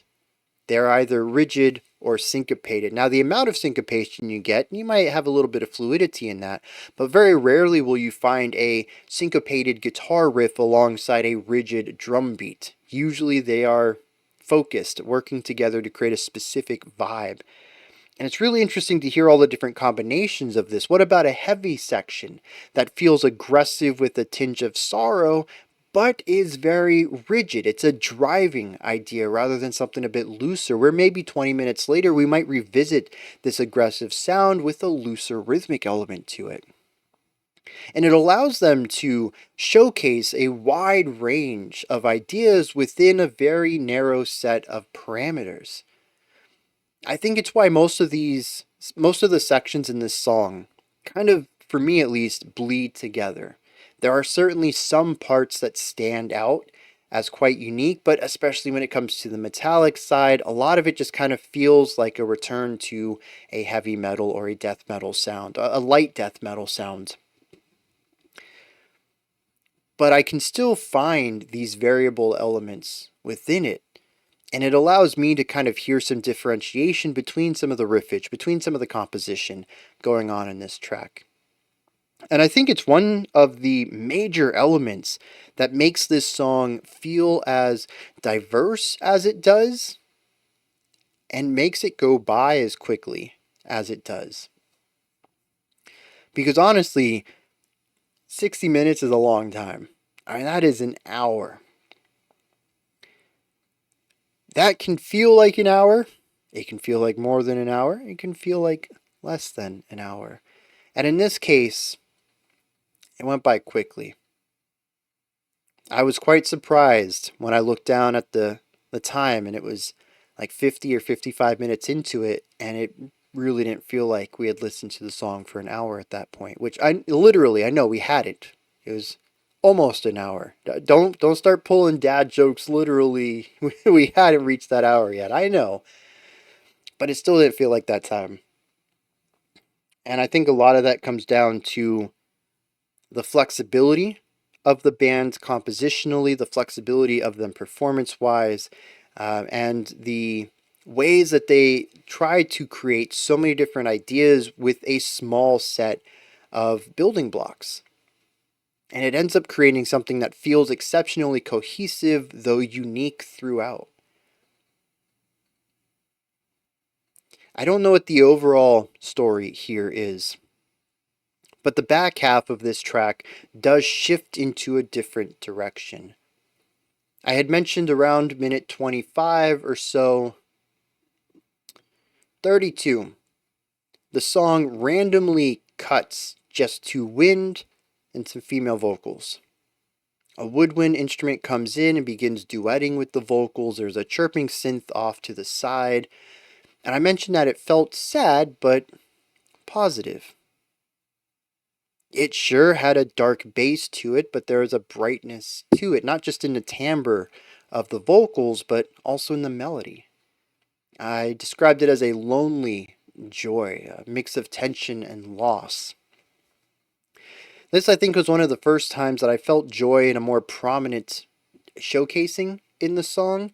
And as I mentioned, this was also one of the longest moments of the song. 6 minute slow burn of continuously adding instruments. We eventually throw in an acoustic guitar playing a bit of a darker riff. The woodwind continues to duet along with this now that the vocals have kind of phased out, and the wind continues to play. Some strings rise up, and then we bring in a heavy riff. 3 notes at a time, 3/4 notes. This guitar riff eventually shifts over into just the acoustic guitar. And then we bring in heavy distorted guitars on top of this. And we kind of crossfade from the acoustic guitar into this, carrying that same idea. At this point, we have 20 minutes left, and there is such a flurry of new ideas coming in. We have solos after solos after solos. We have piano solos, we have guitar solos, we have synthesizer solos. I know the vocals don't mention that many, but they're lead instrument lines on top of foundational other instrument lines. That's a solo in my books. We have the wild digitized vocals that came in here around minute 49 or 50. It felt like doom metal, lots of sustain on the guitars, play a note, let it really ring out for a couple of seconds, then play your next note. It feels slow. We have some wild double bass kicks in here, which aren't it's not the first time we hear them in this track, but it is a rarity. Really trying to aim for this big moment. We eventually bring the song into a Phrygian mode. We bring the female vocals back, and we explore something that feels... I'm not quite sure yet. There's an exploratory form to it, but I wonder if that is sheerly moving into this Phrygian mode, which we hadn't explored at all in this song. It feels fresh 50 minutes into this song. Maybe that's what makes it feel exploratory to me, being stuck within a more classical realm and a more pentatonic realm for such a long time, and now there's a third style seeping in. And it kind of comes in slowly. It took me a second to notice it, but it does become quite prominent for some time. I'm a big fan of Phrygian. I think it sounds fantastic. I think it sounds great in metal too, but just in general, it's one of my favorite modes. And so I was really happy to hear it here. We eventually also get some more ornamentation, a lot of layering in here. It just sounds very busy, but kind of calm too. A lot of ideas, but nothing really overpowering, nothing that feels rushing or overbearing. That is until some heavy guitars kick in and we return to a riff that we haven't heard for quite some time. We build some metal stuff here, and then out of nowhere, kind of bring the energy down. We have baby sounds again. We haven't heard them since the beginning of the song. This is another callback to much earlier. The drums, for the first time, shift to a cross stick idea, just placing the stick across the snare drum and hitting it against the rim of the snare drum. We have synths on arpeggiation. I don't think we've heard arpeggios much this song either, and this is the first time we're hearing this specific synth timbre. The drums bring in a march pattern. Da da da da da da da da da da da da. We haven't heard marching much here.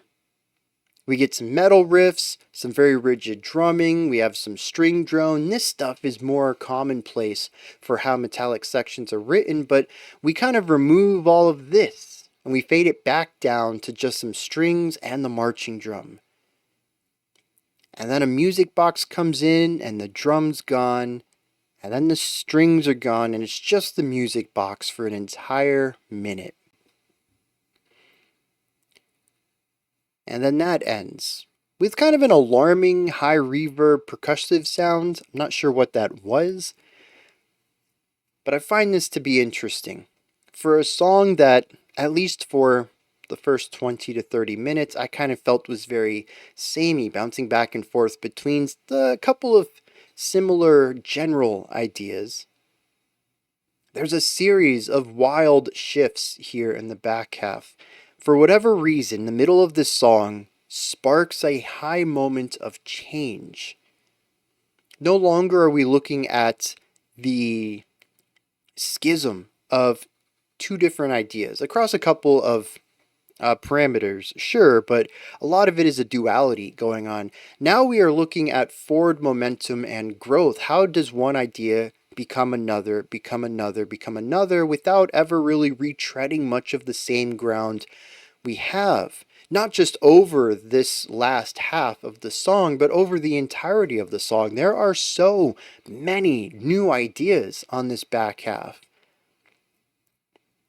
To me, it really feels like looking at the past, finding the patterns and saying, I don't want to repeat those anymore. There's certainly stuff to learn from those patterns, but they were running me in circles. I'm ready to head forward.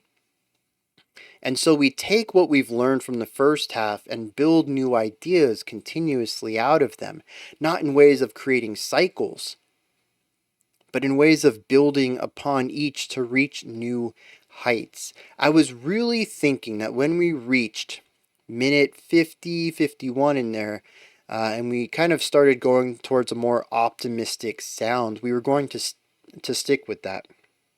I found it really interesting when minute 55 came in and we returned back to some heavy metal riffs and heavy metal guitar, and kind of had that big metallic marching idea to run us into that music box ending. My concept was that, again, mistakes of the past, cycles of the past, it's time to break those circles and make our own mark, to grow rather than to cycle, rather than to flip-flop between modes, to actually find actual growth of the self and to find positivity out of that, to kind of see that the actions we're taking today to improve ourselves brings us happiness and joy tomorrow. That's not the direction it went, though. That big metal march into the toy box, the music box, completely ruined my take on all of this. So I'm curious to see what's going on in the lyrics. And I think that's where we are going to go now. I know I didn't talk about too many specific ideas in here, but honestly, at this point, if I said, hey, do you remember that moody, clean electric guitar with the high reverb at 643? I don't think anyone's going to remember that. You're going to have to rewind back to do it. In fact, I barely remember it. I took the note. That's the only reason I know it's here. I described that section, but I can't really hear it anymore. That was 2 hours ago. So I decided it would probably be better to work with higher level ideas on this analysis and kind of focus on the important big concepts that I think most people can align with rather than looking at the nitty-gritty. There is a lot of really cool ideas in here. I tried to call them out as often as possible throughout the reaction itself, because I knew at like 20, 30 minutes in, I wasn't going to be able to bring them up. This isn't like a 10-minute song where I can say, oh, back at minute 6, and you're like, that's only like 15 minutes ago. Maybe you remember that riff. That ain't going to happen here. So, yeah. Let me dive into some lyrics on this. There's going to be a lot of them. It's going to take a while for me. It's just going to be a blip for you, though. And then we're going to wrap this video up. Alright. Lyrically, it's incredibly vague, honestly. But it's also very repetitive. Verses 1, 2, 3, 6, and 11 through 15 all deal with the ideas of feeling insane or mentally unstable, feeling lost, feeling trapped within an eternity, feeling trapped in darkness, and the general idea of dark versus light, where light is no more and darkness is all that is present. A lot of this is stated rather vaguely. There isn't a lot of direction towards what this is supposed to represent. Verse 2. Insanity reached, whispering voice, the sky above the stars, the wind below the moon, the dark beyond the eyes. I sat before myself, I looked down above below. Let's see, verse 6. Verse 6 says, the soul of an angel will live forever. But a moment's passion, I hear a desperate cry, I weep for the weak, I pray for the strong, but now I see it fade and I'm here all alone. Doesn't really talk about what any of this is, though. There is another side to the song. Verses 4, 5, 8, and 10 speak about the creation of a world, frequently referred to as a dream, and finding that this dream is something that you have created. It's all within your mind. Now, this could also lend itself to the previous theme as well, of feeling lost in an eternity, kind of feeling that your mind is going, and kind of realizing that it's all within the mind itself and that you have control over that. But there is this division here, specifically thematically, I think, where we kind of remove a lot of that negative imagery of, lost, darkness, and replace it with positivity, of ownership of this place, of trying to take back what you have lost, to try to find a way out, because you can craft whatever you need. Now, there are 17 verses. You may have noticed that I did not mention all 17. Some of these don't really fit either one of the themes. They just kind of go in their own direction, and I don't really get much out of them. The same goes for the choruses. They seem to move more into a sorrowful direction, such as chorus 2 says, I fell asleep to sweet lullaby, a sleep in which I had a dream. Again, going back to this whole dream thing. He says, but I had a perfect plan that would change the face of mankind, to create a perfect world, but from this cold, imperfect world. And all the answers were inside my mind, and I was afraid. The dream was so enticing. I had conceived a perfect plan in this dream. So it's not really in the ownership area of trying to take something back. It's not really in the lost, falling into sorrow, darkness everywhere area either. Aside from some of the parallels of language, the use of the dream world, there really isn't a lot of parallel ideas with either of the other two sets of verses. And so I'm left with a song about somebody who seems to be trying to find their way out of darkness, thinks that they have a way into getting out of it, and consistently flops back to a world of sorrow and stress. This does change towards the end, though. Verse 16 says, I am the future, I am the past, I am what you wish for, the God you wish to be. I am the voice behind the silent scream, I am the dark and the light you'll never see, I am the blood that makes your soul free, I am pure, I am unclean. This, I believe, was the section with the digitized vocals, very monotone, sounding like an old school robot. Following this up says, it takes one to be a god. It takes one to feel lonely. It takes two to outlast me. It takes two to feel complete. It takes a moon to light the stars. It takes a light to see the dark. Once again, another stanza that doesn't really line up with the other ideas going on here. And we wind back at chorus 1, which I had already talked about, insanity reached, whispering voice, the sky above the stars, the light beyond the shadows, the dark beyond the eyes. I sat before myself, I looked above below. And that's how the song ends. If there is any sort of realization, a change of perspective by verse 17, the penultimate stanza, it's all erased to return back to the state of feeling lost from the opening chorus. There is an element of perspective in there. He does say, I sat before myself, so an ability to see oneself for what they are, and I looked above below, which is contradictory, but is probably some sort of panopticon style of vision in which you can see everything, becoming omniscient in a sense. But it doesn't really say anything beyond these vague ideas. The entire song is vague, just as the lines that I have read to you are. It doesn't really say why this person is in this darkness, why they're in this mental slump, why they want to get out of it. I mean, obviously, most people don't want to be in a negative state of mind, but there are some really interesting places too, like verse 10 says, time stands still, but I wonder who's watching you. Who's watching me? Will I forsake you, or will I forsake me? I am so lost, yet still so free. As a traveler, I seek hospitality, and as a wanderer, I seek immortality. As a journey through insanity, I seized divine comparity. Very lost in that one. The idea of wandering makes sense within the concept of being lost, but it seems to find a positivity within it, which does match some of the musical ideas that we heard in here, where I found that they mixed usually a negative bass with a positive melody.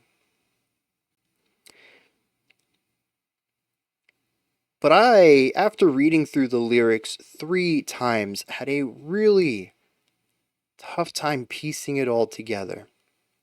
And there's no annotations on this on Genius. It's not like I could see what any of these lines possibly meant through the lens of someone who is more familiar with the work. But there is an interview with the vocalist about this song. And the big takeaway from it, the vocalist says that the song is about a period in the guitarist's life when his daughter died, but a son was born. It deals with the shame of enjoying something that you should enjoy, but dealing with the past as well. I could definitely see how that would be an extremely difficult time. I can see how some of this can lean into that. I can see the duality of the song being represented through that theme. But I have a tough time really seeing that idea in and of itself within the lyrics. It's a thing that I can sort of apply to it, but it feels like one of many topics that can be applied to the several types of duality presented in the song and in the lyrics. So, I don't know, I kind of leave that one up in the air. Obviously, that's the authorial intent on it. And it does work. It's not one of those cases where I'm like, dude, I don't know what you're on. There's no way your music represents that. No, definitely, I can see it in here. but I would never have come to that conclusion myself. I don't think these lyrics really go in that direction much at all. But I think a lot of it is because they don't go in any direction much at all. It's just a lot of verses saying the same thing about feeling lost. And yeah, the repetition of that theme absolutely sells the mental state, I think, of our narrator. This is all they can think about for, multiple verses. So many stanzas are devoted to this one idea of being stuck in sorrow and loss and feeling lost because of it. But it also doesn't feel too concise because of that. And I really didn't want to bring up the length of the album or the pacing of the album because I'm not the intended audience for something like this. But I talked about some of the more metallic sections feeling very repetitive to me, and now that I'm seeing a lot of repetition in the lyrics, I do see a lot of fat that could have been cut off on this song. If anyone ever asked my opinion of it, which I don't know why they would. But, if for some reason I was an editor on this, I'd be like, okay, you got a lot of fluff, you got a lot of filler going on in here. Great ideas, put them in another song or something. Either that or tighten the lyrics up. I think that's maybe the also direction I would have went on it. But like I said, I didn't really want to bring it up because it's an impressive work on its own musically, and I'm not the audience for it anyways. My criticism for like a casual element would always be I have there's some things I would change on this. If you wanted me to want to put this CD into a CD player often.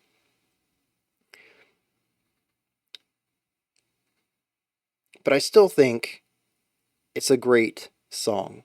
There's a lot of cool ideas in here, and I basically had zero criticisms for it in the analysis segment. And most of that's just because there's a lot of stuff I wanted to praise, but also, like I said, my big stickler kind of goes against everything the song's doing, which I don't think that's fair. I think it executed its idea and its vision really well. And whether I enjoyed that or not doesn't really matter too much. So, these are my thoughts on Light of Day, Day of Darkness by Green Carnation. What did you think of this album? Is there anything that stood out to you? Anything that you'd like to add on to what I said or correct me on? Maybe you have your own thoughts, opinions, perspectives, interpretations of this. Please put all of that and any other thoughts you have down into the comments section. Above that, in the description box, you'll find a link to Linktree, takes you here. You can find links to my music, ways to support the channel, a link to the Discord server, and so much more. Above that, if you could, like, subscribe, and ring the bell. I greatly appreciate all three of those. All right, that wraps it up for today. I'll be back tomorrow, though, 11 a.m. Eastern Standard Time, 3 p.m. UTC. We're going to do a live stream, check out like 11 or 12 songs.